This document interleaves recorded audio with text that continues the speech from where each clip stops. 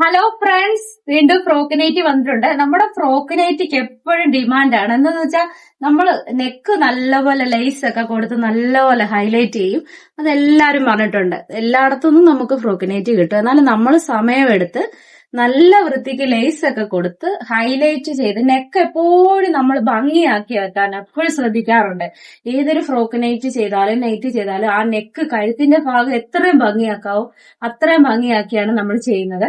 അതുകൊണ്ട് തന്നെ നമ്മുടെ ഫ്രോക്ക് നൈറ്റിക്ക് എപ്പോഴും ഡിമാൻഡാണ്. അതുകൊണ്ടാണ് പുതിയ പുതിയ കളക്ഷൻസ് നിങ്ങളെ കാണിക്കാൻ എനിക്ക് പറ്റുന്നത്. അപ്പം ഇതൊരു സാധാ മോഡൽ ഫ്രോക്ക് നൈറ്റിയാണ്. സ്ലീവ് പഫ് സ്ലീവ് ആണ്, ഇലാസ്റ്റിക് വെച്ചിട്ട് പഫ് സ്ലീവ് കൊടുത്തിട്ടുണ്ട്. പിന്നെ ഇതിനകത്ത് ഫ്രില്ല് വന്നിട്ടുണ്ട്. സാധാ മോഡൽ ഫ്രോക്ക് നൈറ്റി. അതിന്റെ രണ്ടെണ്ണം കൂടെയുണ്ട്, ഞാൻ കാണിക്കാം.